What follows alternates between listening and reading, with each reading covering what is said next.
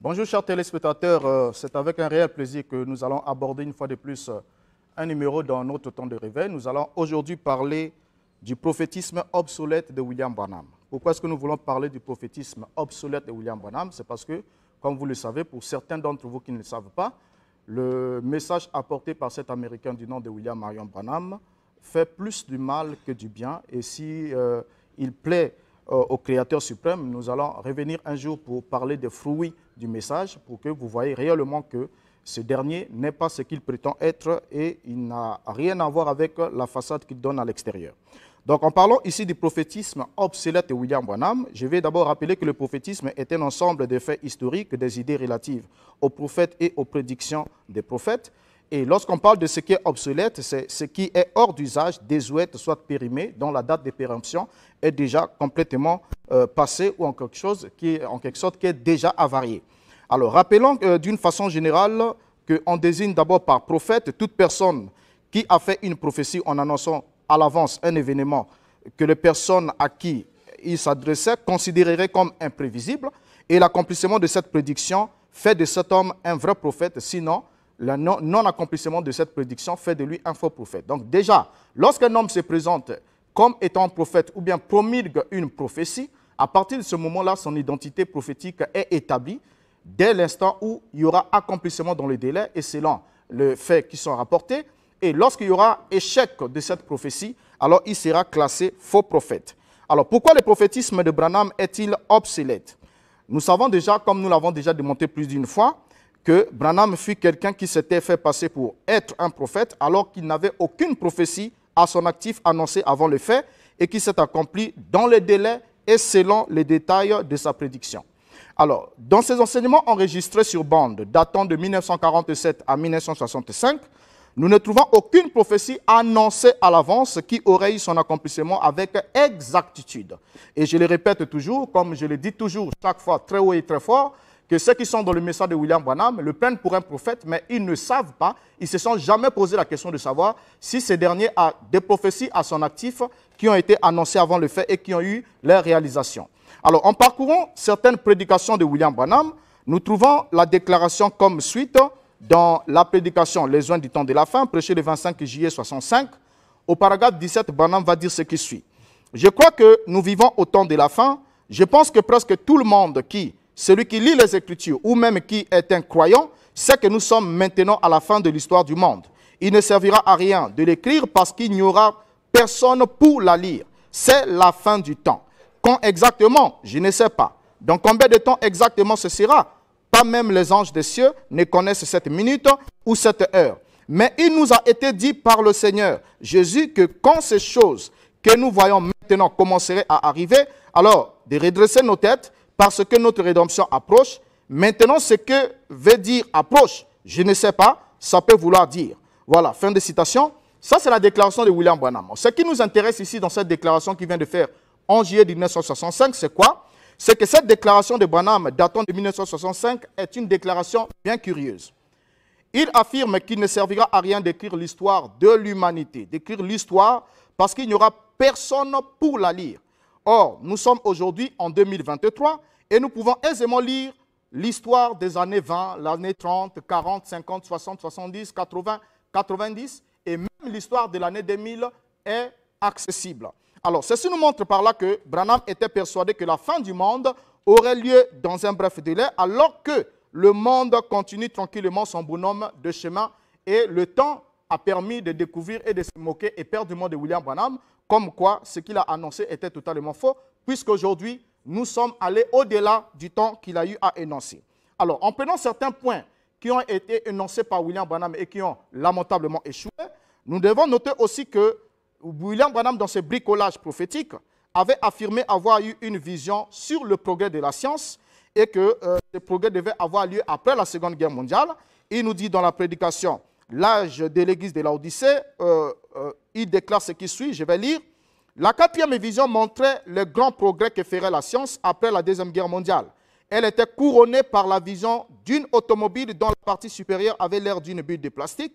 Téléguidée, elle parcourait des routes magnifiques et n'avait pas de volant, de sorte qu'on voyait des gens assis à l'intérieur jouer à un jeu quelconque pour passer le temps.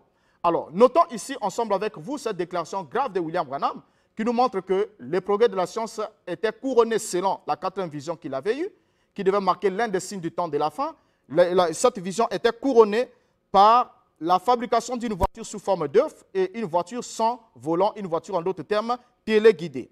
Or, lorsqu'on parle de couronner ici, cela signifie terminer, conclure en améliorant, en parachevant et ou apporter la dernière perfection. Donc, en d'autres termes, selon William Branham, la science va atteindre sa perfection lorsque la science va mettre au point un véhicule téléguidé sans volant, et c'est à ce moment-là que la science aura atteint son apogée. Mais Branham disait avoir bien vu cette voiture. Or, non seulement William Branham n'a jamais parlé de cette prétendue prophétie avant 1953, je le rappelle à certains amis qui veulent voir cette prophétie, cette vision de William Branham, dans la liste de 7 visions qu'il a données, prétendument avoir reçu en 1953 alors qu'il n'en a jamais parlé avant 1953. Mais en plus, ce type de véhicule en forme d'œuf existait déjà ou était déjà publié dans les journaux depuis les années 20. Donc, nous avons précisément The Brooklyn Daily Eagle du 13 novembre 1921 qui en parlait. Elle passe au Evening Post du 13 août 1930 qui avait affiché cela. The Ottawa Journal du 25 avril 1931 qui avait aussi fait mention déjà de ce type de véhicule. Donc, quand William Branham vient annoncer avoir la prétendue vision qu'il avait vu un véhicule, tout cela en forme d'œuf, et que ce sera le signe de l'apogée de la science après la Seconde Guerre mondiale, William Branham était bonnement en train de lire sur la page d'un journal. Et même la photographie, l'image où une famille américaine est assise en train de jouer à un jeu, c'était déjà publié dans un journal qui parlait des véhicules du futur. Donc, c'était déjà un projet sur les véhicules du futur. Et William Branham, en lisant, transforme alors cela en une prophétie. Alors, Branham n'a donc rien apporté d'extraordinaire à ce sujet, puisque c'était du déjà connu. Et d'ailleurs, cette prédiction est très pauvre à l'égard, quand on regarde ce que nous avons aujourd'hui, la prédiction de William Branham sur l'évolution de la science est totalement pauvre. En effet, nous disposons aujourd'hui de l'Internet, des ordinateurs portables, des smartphones, des réseaux sociaux. On est même passé des voitures téléguidées aux voitures autonomes.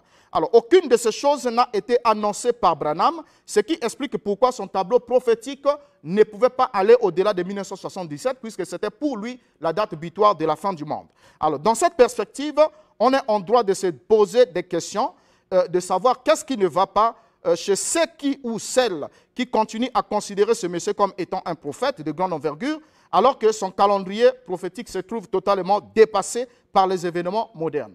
Et par ailleurs, encore, William Branham va souligner un élément qu'on va ajouter ensemble avec vous, parlant des deux présidents, Dwight Eisenhower et Khrouchtchev, qui étaient arrivés dans les années 60. William Branham le présente comme étant les deux grosses orteils de la statue de Nebuchadnezzar. Et selon William Branham, c'est au moment où ces deux présidents, qui traduit même faussement, en parlant de l'un s'appelle le fer, l'autre s'appelle l'argile en grec, en russe, ce qui est totalement faux aussi.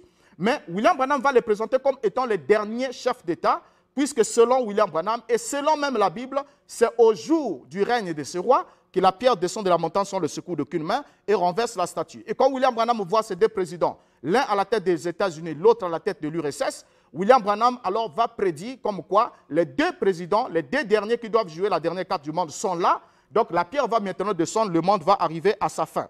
Alors ce qui est totalement faux. Pourquoi ? Parce que nous sommes tous conscients que Nikita Khrouchtchev et Dwight Eisenhower, qui sont présentés par William Branham comme étant des gros orteils de cette statue, ne sont plus en vie depuis cela fait pratiquement des décennies et le monde continue son bonhomme de chemin. Donc ces deux présidents qui devaient être en quelque sorte les derniers selon la vision de William Branham n'ont pas été les derniers. Et à cela aussi, on va voir encore un élément important, c'est que William Branham a annoncé, parlant de l'Église catholique romaine, William Branham a affirmé avec force et conviction dans le message à l'âge de Thyatire, comme quoi l'Église catholique romaine ne va jamais se repentir au sujet des meurtres et toutes les atrocités qu'ils ont commis dans le Moyen-Âge.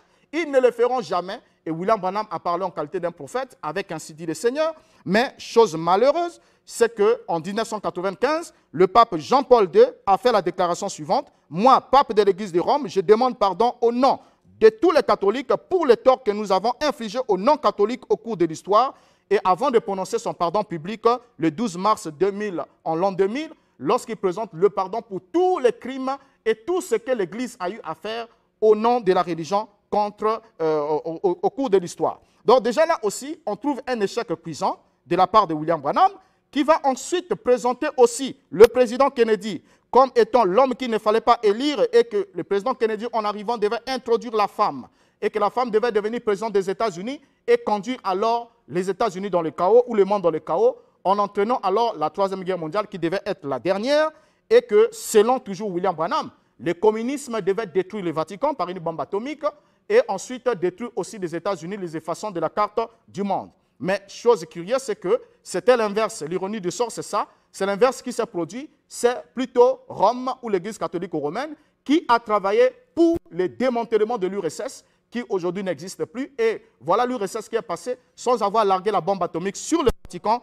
et sans non plus avoir détruit les USA. Et à cela aussi s'ajoutent plusieurs éléments, s'il faudra les citer, qui sont très nombreux. Et vous avez par exemple Billy Paul, le fils aîné de William Branham, qui ne devrait pas devenir un vieil homme avant que Los Angeles ne se coule dans l'océan Pacifique. Et au moment où William Branham avait cette conversation avec son fils Billy Paul, ce dernier n'était qu'âgé de 30 ans, il est né en 1935, mais aujourd'hui, ce garçon a aujourd'hui 88 ans, mais il y a quand même des gens qui sont toujours croyants dans le message de William Branham, bien qu'ils sont conscients que les prédictions qu'il a données sont dépassées par rapport aux événements modernes et rien de ce qu'il a dit avant la réalisation n'a pu avoir un accomplissement. Alors, que va-t-il se passer quand ce dernier va passer l'âme à gauche et quand il sera de l'autre côté? Alors, vous vous rendez compte alors de la situation chaotique dans laquelle les gens se trouveraient. Même si aujourd'hui ce Billy Paul-là décède avant l'engloutissement de Los Angeles, il y a déjà des gens qui ont fabriqué des théories comme quoi c'est Billy Paul qui l'a dit, ce n'est pas sorti de la bouche de Branham. Et alors, ils sont là dans toute une gamme de confusion. Alors, on dira en mot de fin ce qui va suivre.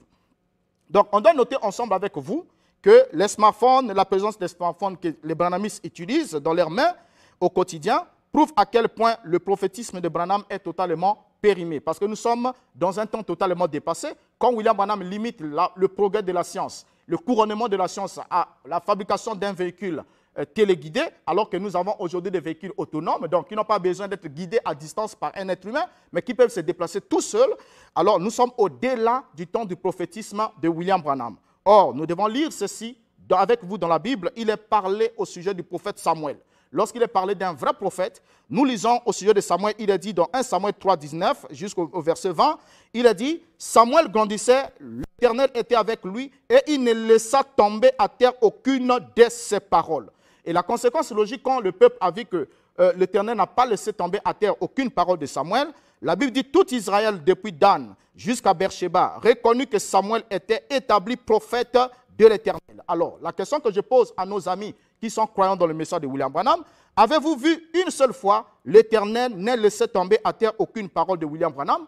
Alors que moi, je peux vous le déclarer très fort, que l'Éternel n'a soutenu aucune parole de William Branham. C'est un défi lancé, je le lance à tout moment, et aucun prédicateur du message de William Branham ne pourra se tenir devant nous pour nous montrer une prophétie de William Branham qui a été annoncée avant le fait et qui a eu sa réalisation. Ce qui établit alors que ce dernier n'est qu'un faux prophète, quelqu'un qui s'est revendiqué à tort les qualités qu'il n'avait pas et qui a fait du bricolage prophétique.